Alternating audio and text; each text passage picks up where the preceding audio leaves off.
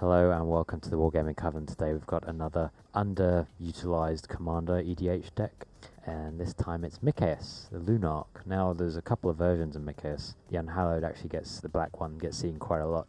This is the white creature, Lunach. Now this deck originally came about, the very first sort of deck I wanted to build was an Animar deck, but it was quite expensive to put together. Whereas Mikaeus Lunach, I haven't really seen other people playing him. He's not got a whole lot of decks on EDH Rec, but he was relatively cheap and has quite a lot of flexibility to him. So he's a white creature, he's both a human and a cleric. You'll see in this deck, we've actually got some minor tribal support for both clerics, humans and soldiers. So it's a very creature heavy deck. You're going to see there's 54 creatures in here. 23 of those are clerics, with the ability to make more on a repeated basis. 21 of them are soldiers, again with the ability to make more on a repeated basis. And of the 54, 35 of them are humans as well. So there's quite a few cards that will buff other soldiers or give benefits based on the number of clerics in play. So he factors into those as well. His ability is that he has 1 white mana and then X generic mana as his mana cost, and he comes in with that X number of +1/+1 counters on him. So he's quite nice in terms of dealing with the command attacks as you take damage. And in fact, there's a number of times where I've just killed him off through using one of his abilities, which you'll see in a second, just because, well,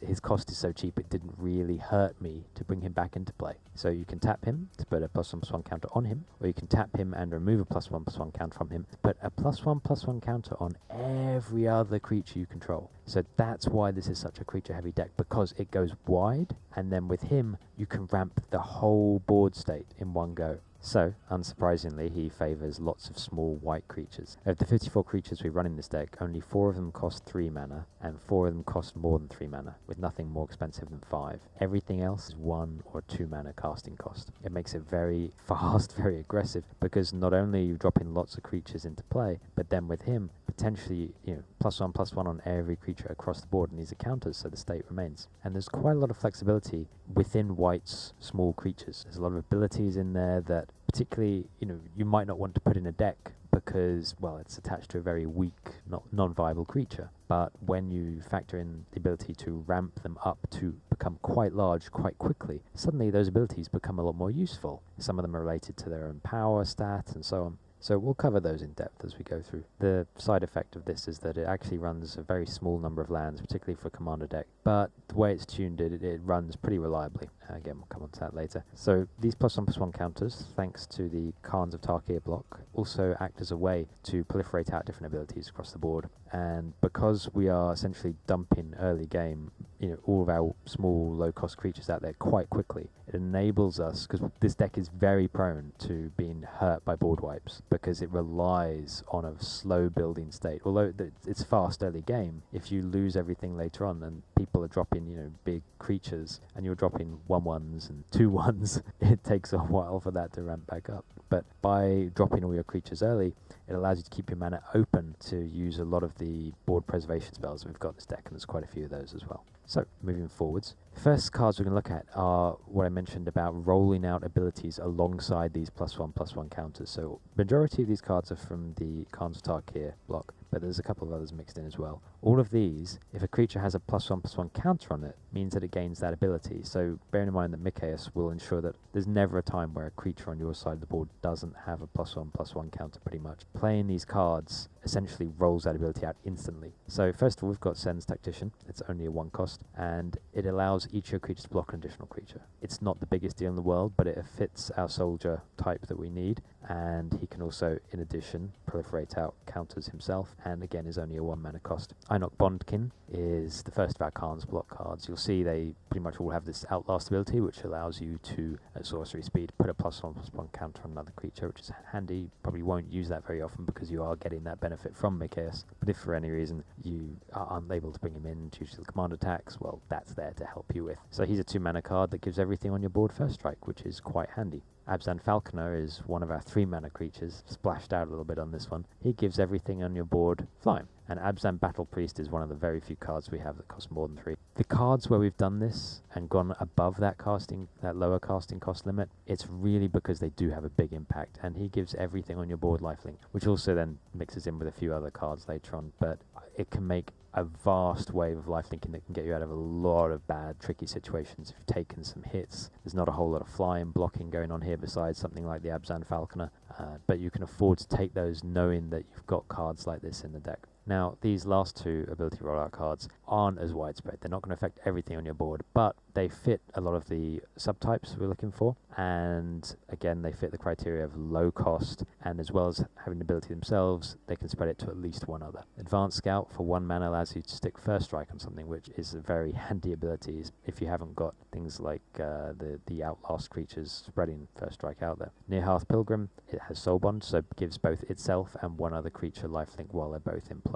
Again, these aren't the kind of cards that when you drop them are going to give huge abilities across your board. Late game, they're not going to do that much for you, but early game, these can really help things. Being able to stick First Strike on creatures that are increasing in power early game, give you some real board control state. You know, it's instant speed, so you can do it in response to being attacked and so forth. And New Health Pilgrim, again, it's just another way to get that lifelink in there, which can help with things, some of the creatures we'll see later on. Now, I mentioned before how this deck has very little actually natural flying within it, relying on things like the Abzan Falconer and so on for defensive purpose. Now, white actually has a decent number of flyers in it. It's a colour that is well suited to that strategy, but flying creatures typically come with an associated mana cost, and it's only evasion against non-flying creatures, and in reality there's going to be quite a lot of those in a lot of the commander decks you're going to face. Instead, there are alternate avenues of evasion available to white, which were designed around creatures that these abilities didn't actually increase their cost terribly because they weren't factoring in the ability to then tweak them and adjust them. So the first couple we're going to see, Amru Kithkin and Fleet-Footed Monk,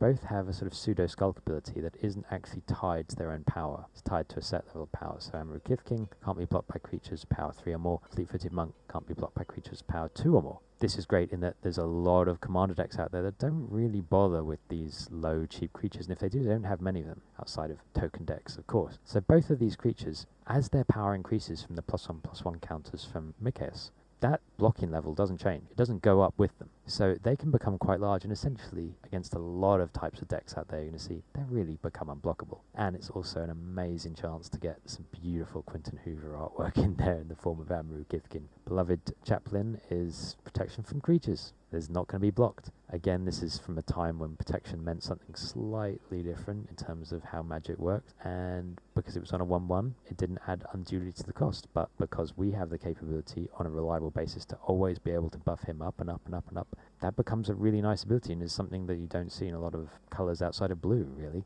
Moving forward, Cavalry Pegasus, as I said, we do have a large number of humans in this deck. Something like 35 out of the 54 creatures in this deck, plus all the tokens we create, a lot of those are humans. They will all gain flying when Cavalry Pegasus attacks, which suddenly makes your board state really horrible, particularly if you've got some of those Khan's creatures out. You've got a lot of camps on there, and suddenly you've got 5/5 first strike flyers on the attack, and so on. That, again, as a late drop, can suddenly change the game on people. It's not a common card, it's not a card people are expecting to see, and then suddenly most of your board has flying when it comes in. That can often knock a player out, or at least one player out. Mother of Runes can give protection to a creature. That can also help in terms of trying to keep things alive if we have maybe a red burn spell that does a certain amount of damage to a creature, or maybe a black kill spell that's trying to take out particularly one of our Khan's creatures that are spreading our abilities out there. So she can be used both offensively and defensively, and is super useful both in both our keywords, human and cleric, for 1 mana. And 8.5 Tails, again, another cleric, and he has the ability to change the colour of spells and permanents and then give your own creatures protection from that equivalent spell or permanent. This is both effective in terms of attacking, but also is incredibly useful against, giving us that control edge to say, no, you can't touch our key pieces that are spreading abilities out across the board. And again, one of the things that white does incredibly well is Shadow. Now, I've always been partial to Shadow. I started around the very late days of 4th edition. In fact, 5th edition might have been out at that point, but local stores where I live were still carrying 4th. So for me, the first sort of real heydays when I really got heavy into the game were sort of the Mirage block, Tempest block, and Urza to an extent as well. But Shadow, if you're not familiar, was an ability. It was given to black creatures, white creatures, and I think off the top of my head there might be the odd blue creature. Not nearly as many. It essentially is a parallel playfield. So Shadow creatures cannot be blocked by non-Shadow creatures, but conversely they cannot block non-Shadow creatures. So it essentially creates a little parallel, two board states. and not a lot of Commander players feature Shadow extensively. It's one of those things where it can be a little hard to defend against if you're not planning it. White has a lot of very cheap, very useful Shadow creatures, which when you start adding on our +1/+1 counters, get quite big. We've got 5 of them in this deck. They range from, as you can see with the Soltari Foot Soldiers, to basic 1/1 to slightly higher costing creatures for 2 mana that have protection from black, protection from red. Handy little bonuses, just give them a little staying power. The last 2, Soltari Trooper becomes a 2/2 and attack, which is handy. And Soltari Visionary is one of our 3 mana cost creatures where we're splashing out. This is really handy because it also gives us the capability to destroy enchantments when it gets the damage through, which realistically it's going to do unless they have some very sort of clunky control aspect. So it's one of our ways of stripping off. There's quite a bit of enchantment hate, a little bit of artifact hate in here because it's one of the ways this deck can be undone a little bit. So we've got 5 shadow creatures which can push their way through, and they're also hitting a lot of our soldier, cleric keywords as well, which is nice. And then, as I mentioned earlier, a lot of the creatures we have at the low level of white, they often have little neat, handy abilities that weren't hugely costed because they were on very weak, very easy to kill throwaway creatures. Well, that doesn't become the case when they become 4/4s, 5/5, 6/6s, and so on. The first to see here is Miracle Worker. Now, destroy target enchantment card on a creature you control. You'll notice as well, most of these have no mana cost attached to them or very little mana cost attached to them, so it doesn't adversely affect our ability to play our board preservation spells later on. The reason for Miracle Worker, is to deal with enchantments that are stuck onto our creatures primarily. Things like pacifism, things like whatever the blue ones are that tap you down and keep you tapped. All that kind of stuff that you can, as your creatures get large, you can actually attract a bit of hate from a number of players on the table, and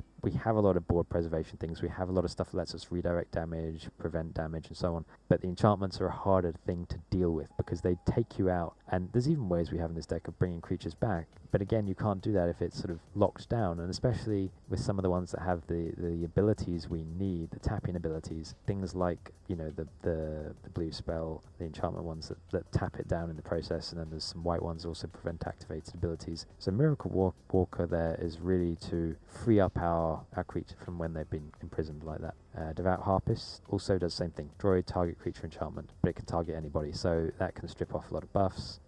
Super useful, and you're not paying any mana for it. 1 mana for that creature. There's always a useful thing to have in your back pocket. And Shimewend is another one of these quite...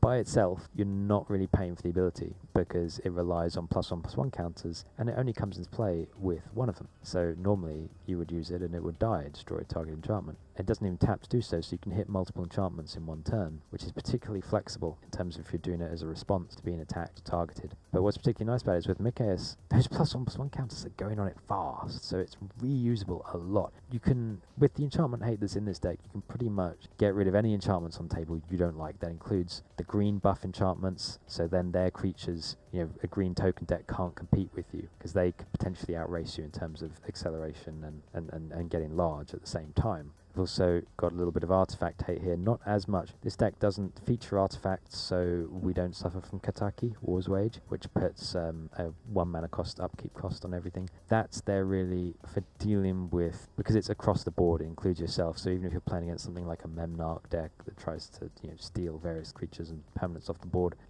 it's still going to be in play for a period of time, which is going to really lock things down, and those artifact heavy decks, it punishes them a bit. And what's particularly useful about that is it punishes your enemy's mana rocks. So all those things they've got in there to accelerate their decks, to get to their bigger creatures, suddenly that's costing them mana now. That Power Stone's only giving them 1 mana a turn. Some of their other mana rocks are actually just coming out at the same level, they're not really helping. So that can help slow them down to stop them from getting creatures out to the level that you've already buffed yours up to. And Devout Chaplain, again, like I say, we have a very high number of humans in here. The ability to actually exile artifacts or enchantments is very powerful. You are tapping a lot of stuff down to do that, but against some of these cyclic, reanimating artifact decks, that can work really well.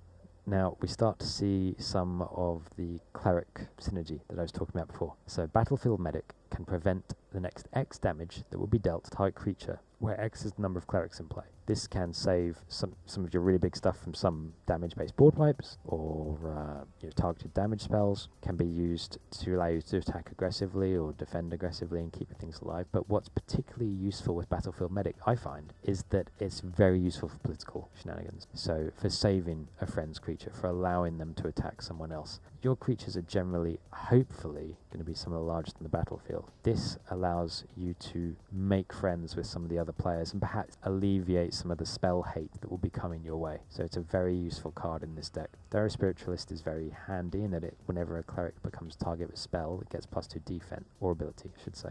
Obviously this doesn't help with things like board wipes, but it's a passive ability that you're not paying any cost for. And with so many clerics in the deck, particularly, as I said, we can make cleric tokens quite rapidly, one of the creatures we have in here. It stops them from being pinged away. Even if they haven't had +1/+1 counters on them, you can't just tap and do a damage. So that's quite helpful. Shaman Encore is a card that can really lock the battle down. So it's a 2-mana 1/2, it's a cleric again. For no cost, you can redirect 1 damage from Shaman Encore to a creature you control. And for 2 mana, you can redirect to him all damage dealt to any one creature from any one source. So essentially, for 2 mana, if one of your creatures has taken a certain amount of damage, you can redirect it all to him, and then you can distribute it out amongst all the rest of your board in as many different combinations as you want. So that ability costs 0. So essentially, it's a 2 mana saving grace for any one creature. And in reality, you should probably, in most situations, have enough other creatures to be able to distribute that damage out without losing the shaman and without losing any other creatures. And what's great is, again, with things that do like 20 damage to each creature, Starve Extinction, as long as you've got the mana, you can save a fair number of creatures with this guy. It doesn't require a tap ability, so the moment it hits the table, that control is in place. It's not something like Battlefield Medic where they've got a turn to go, oh, right, let's kill everything while it's got Summoning Sickness. No. Once Shaman Encore is down, you're safe, and you'll be able to save a decent number of your creatures. And it's only a 2 mana drop, so you can drop it and still have a nice amount of mana to use the ability at least a couple of times. These next 2 clerics offer similar protection abilities on some very low-cost bodies, both only being 1 mana.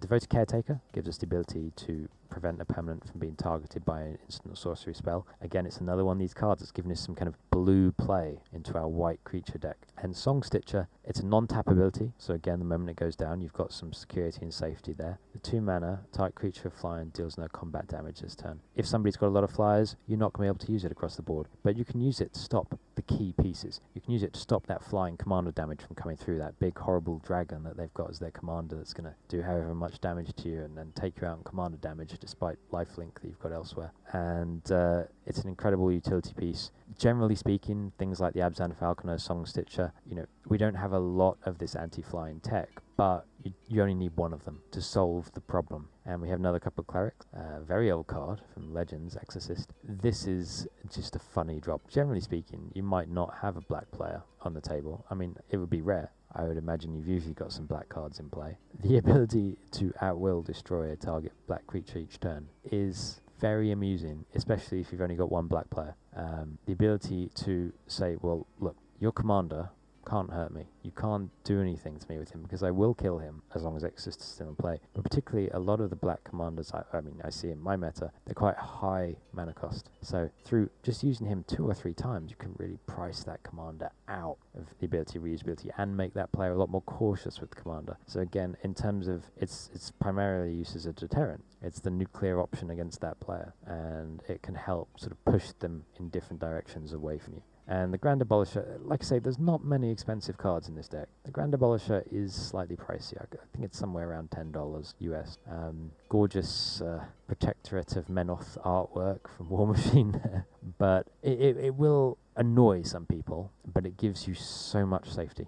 During your turn, your opponents can't cast spells or activate abilities of artifacts, creatures, or enchantments. So no combat trick, no regeneration, no giving things flying to block your cavalry Pegasus. You are paying almost nothing. Well, you are paying nothing for ability. It's a 2 mana 2/2, and it's a human cleric.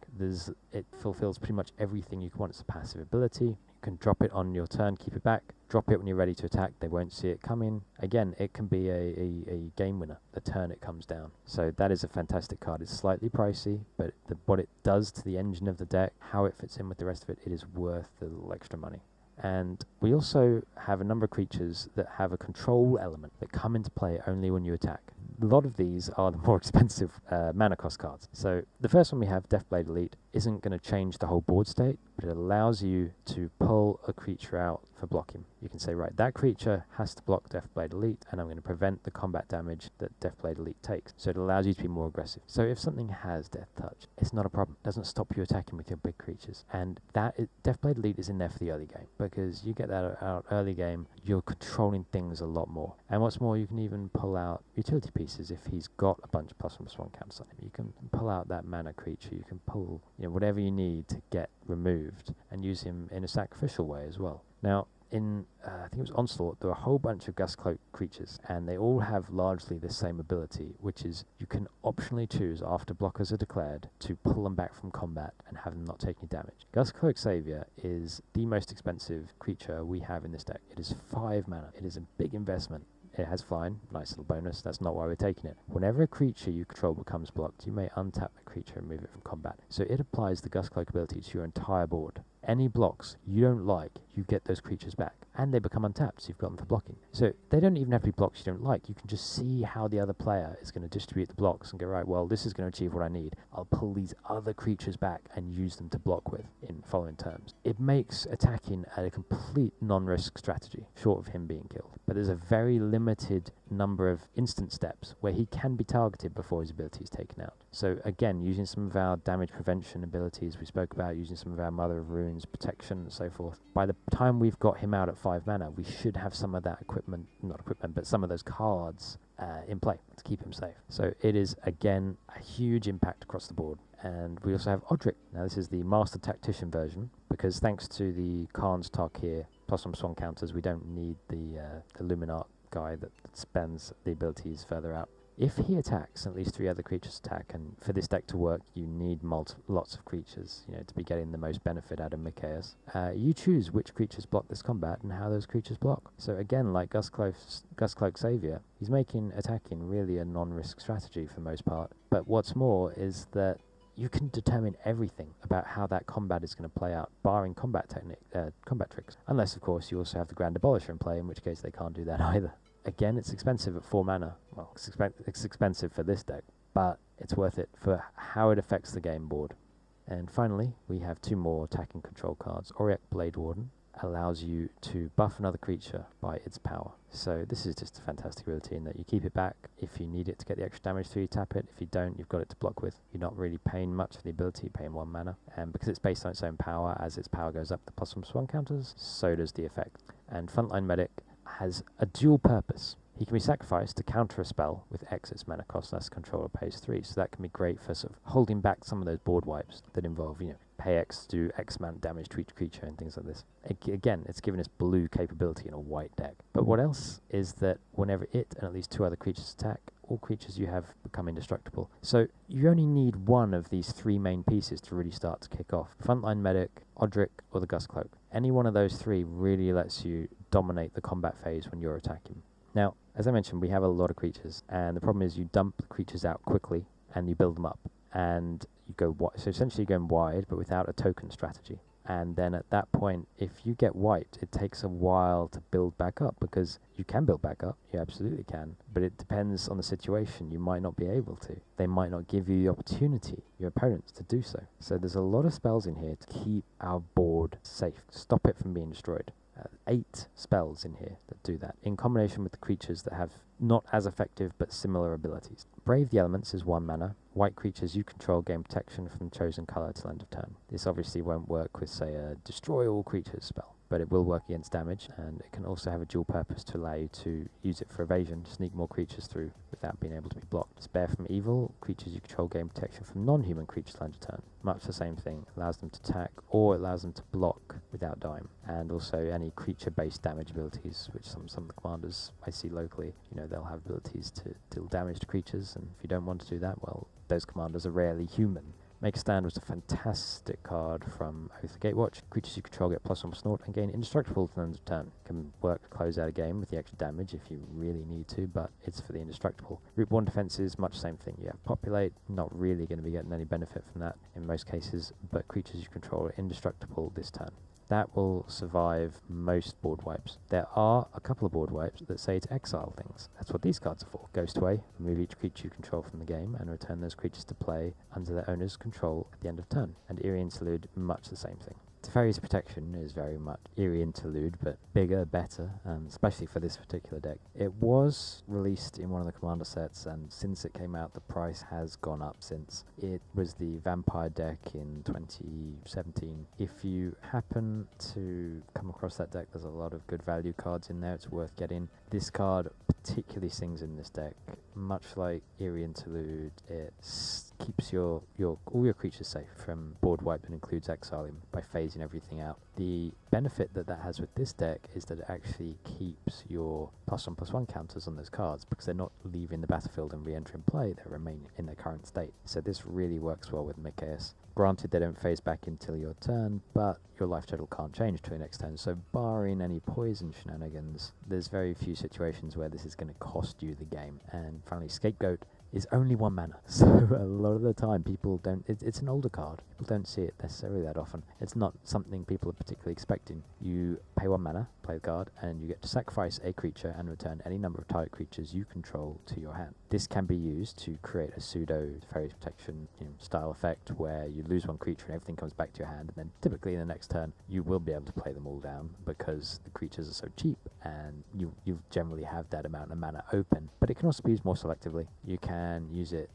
to prevent things from dying, to target spell, destroy target creature, that kind of thing, keeping your Karn creatures alive, or key utility pieces that we've spoken about in the past. So that's a very flexible card, and generally you'll have something that you're willing to dump to save the rest of your creatures, or particularly important. Again, so far all of these cards have been 3 mana or less, so although we are a mana light deck, it is not difficult to keep the mana open for these cards. Keep yourself safe, and that is the one thing you have to be careful. You want to dump everything early, and generally board wipes aren't going to be going off early, but at the same time, as we get later in the game, don't get greedy.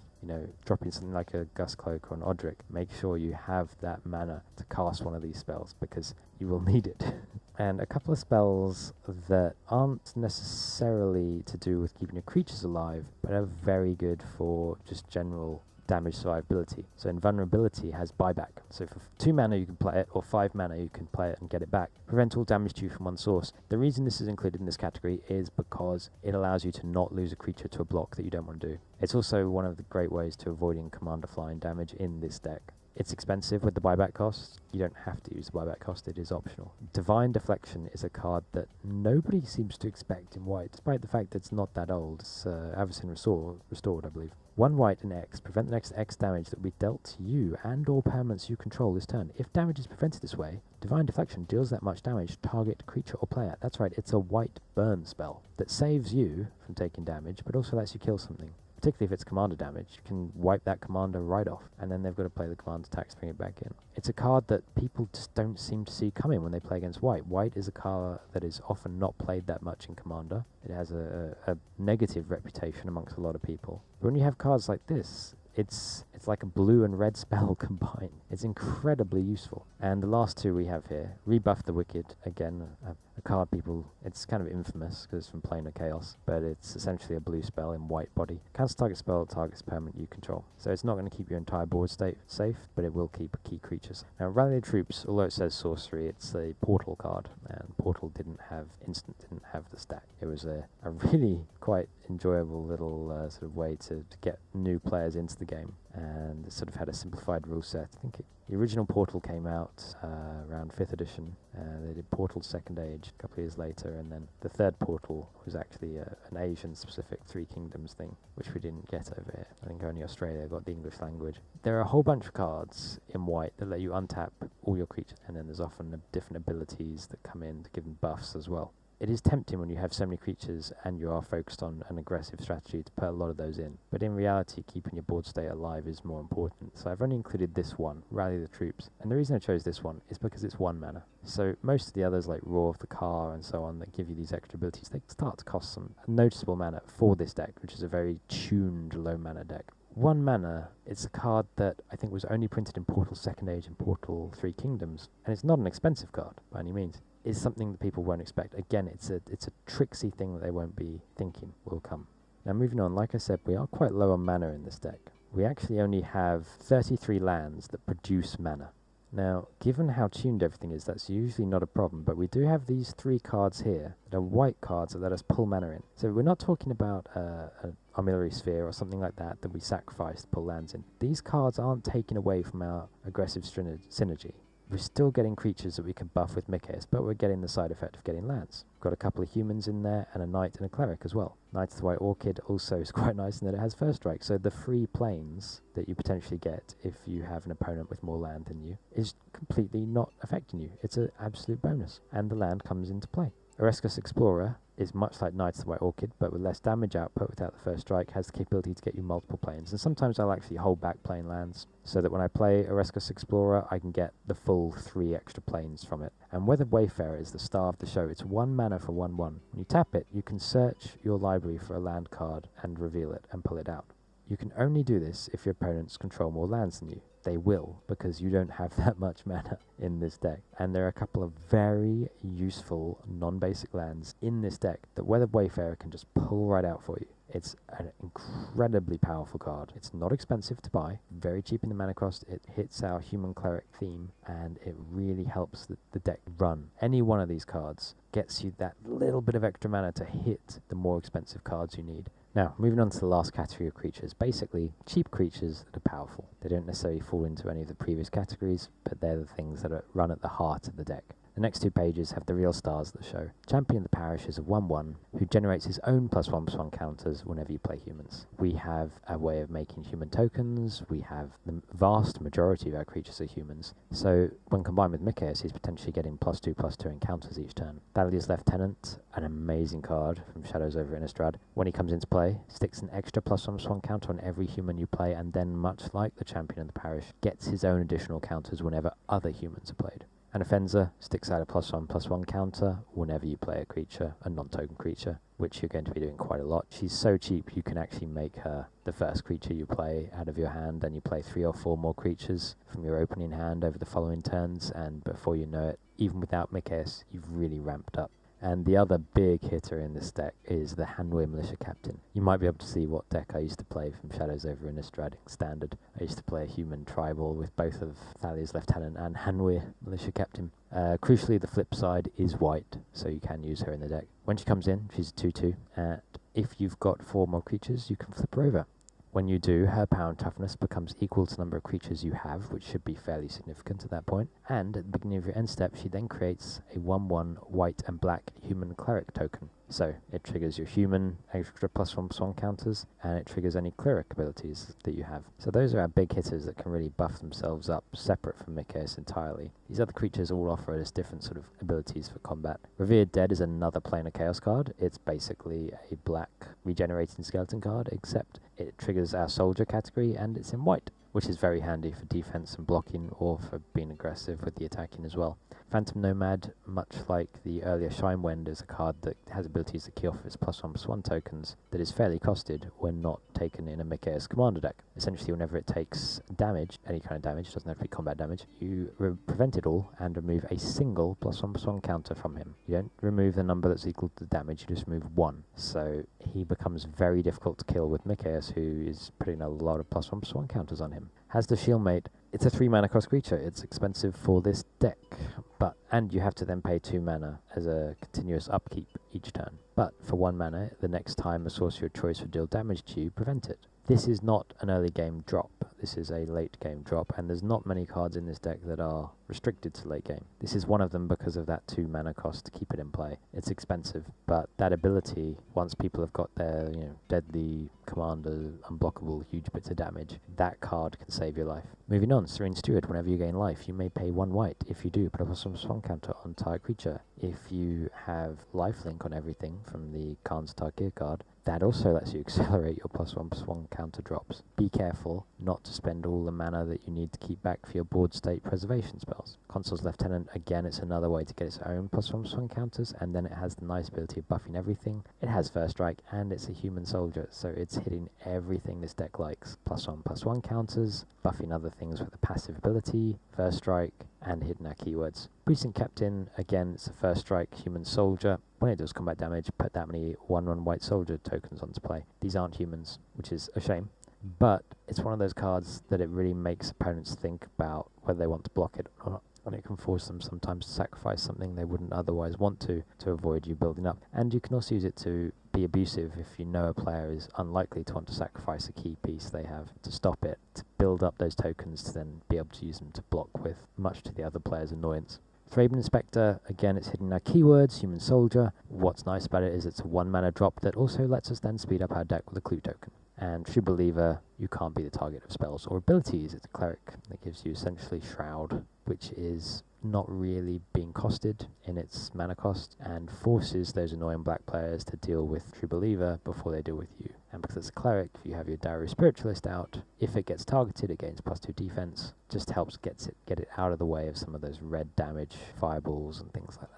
Moving on to the last few creatures at this point. Longbow Archer has first strike and can block flyers. So, like as I said before, we lack a certain amount of flying in this deck. It's a very useful card to have. You're not paying a premium. It's a 2/2 for 2 with first strike that happens to have that ability, so it fits within our Weenie strategy. Elite Inquisitor, again, first strike and vigilance are very nice abilities to have on a 2/2 for 2. It has a certain number of creatures it has protection from. In reality, most of the time, that's never going to come into play, unless you're dealing with something like Zombie Tribal or Vampire Tribal, and it's going to be rare for that to happen. Serra Ascendant is a pricey card. It costs a bit of money. It's not Shockland territory, but because it was designed for a format that wasn't Commander, it's a card that I sometimes question about including in this deck. It's 1 white mana for 1/1 that has lifelink, and if you have 30 more life, it's a 6/6 with flying. You drop that first turn, people won't like you. Whether you include this or not is best decided in your playgroup. I included it because I face some quite competitive decks that have some very pricey cards and have a power level probably above what you would expect white Weenie to be able to compete with normally. So I don't have any qualms about including this. When people include Commander-specific cards that are released in Commander precon sets that are very highly strung, I feel like this is justifiable in many ways. And finally, for our non-land cards, it doesn't really fit into any of the other categories. It's the only enchantment we have in the deck. There's no other sort of buff cards and things like that. It's a Aura enchantment. Enchanted creature for 2 mana gets +1/+1 for each +1/+1 counter on other creatures you control. It also has vigilance and it has bolster. This is so unbelievably good in the context of this deck, because then when Mikaeus uses his ability, not only is he putting +1/+1 on all your other creatures, but he's putting essentially an additional +1/+1 for each of those creatures on this. Putting in something like a Hanweir Militia Captain, things go crazy very quickly. Essentially, you can tap Mikaeus and suddenly you've got an extra 10 power and toughness on the table quite a lot of the time, and that's repeatable, which is fairly good. And then it has bolster as well, with vigilance, so that's helpful. Moving on to the lands. These first 2 lands are actually quite important for this deck. Fountain of Cho and Icatian Store are both storage lands, so they work slightly differently, but essentially each turn you can build up a storage counter on them, and at a later point you can remove a certain number of storage counters, and for each one you do, you get 1 white mana added to your mana pool. The purpose for these 2 cards are, because we have the variable cost in Mikaeus, these, when you get them out, a lot of the time, generally, you're just going to leave them tapped continuously, just racking up those storage counters, and then, if someone kills Mikaeus, you can use them to bring him back in with a lot of +1/+1 counters on, and you don't have to worry about tapping him to build up his own store. He can just burn those down over time. This was where sometimes I've actually killed Mikaeus myself. I've burned him down so that I've used the last of his counters to buff everybody else, and then on one of these I've had 8 or 9 storage counters, and he comes in ready to go again for another 8 or 9 turns, buffing everybody else up. They're very useful, and they earn their money back quite quickly. The next 2 cards are again more of those dealing with flyer cards. Maids of Ith doesn't actually produce mana, but it lets you stop a creature that's attacking you. It's useful for commanders, it's useful for flying, it's useful for poison, Blighted Agent, anything like that could take you out with unblockable poison counters. We have a little bit of artifact hate, but not a huge amount of targeted artifact destruction. It's very much sort of leaving things, in most cases, down to the other player to choose if they're going to pay the upkeep costs and so on. If a creature is attacking you that has a bunch of equipment on it, if you give that creature protection from artifacts, the equipment falls off. So it's incredibly useful as a defensive tool, and it still produces colourless mana as well. We have a Wasteland and a Ghost Quarter, both for land destruction in here.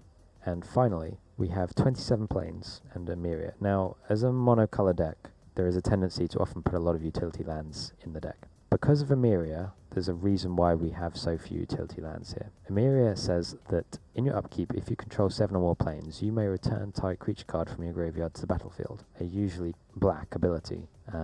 It's incredibly useful, and I have found if I drop below the 27 planes, statistically I get very unlikely to have that ability come into play. The 27 lands works at quite a nice sweet spot, and even if you get a board wipe that you can't survive from, it allows you to start to slowly trickle those pieces back in, particularly if we're talking about some of those Khans of Tarkir, ability rollout creatures at the start. Those can be really important pieces to get back because they affect the whole board state that you have. And Emeria, although it is slightly expensive, it can also be fetched by Weathered Wayfarer. And when it works, it can really amp the pressure back up, because suddenly, because we have such a high creature count after an enemy's board wipe, with Emeria you can be dropping 2 creatures a turn, the one you draw and the one from your graveyard. So it's a card that works in the context of a very creature heavy deck that needs to repopulate as fast as possible if it does get wiped. And that's the end of the deck. Thank you very much for watching. Hope you've enjoyed it. With these videos, I try and look at commanders that perhaps aren't the most popular. Less common ones, mid-tier ones, things that are ideally a bit more affordable for the average player to collect. And one of the things I think is so great about Commander is it allows you to you see a lot greater variety of cards than you see in something like Standard or Modern, and that's something that makes the game so interesting. It makes the format so interesting. So white's, particularly mono white, is a colour that does not feel that often, but I've found Mikaeus performs well and pretty consistently. So hopefully it's given you a few ideas about deck strategies or commanders you'd like to watch, and look forward to seeing you in the next video. Thank you. Goodbye.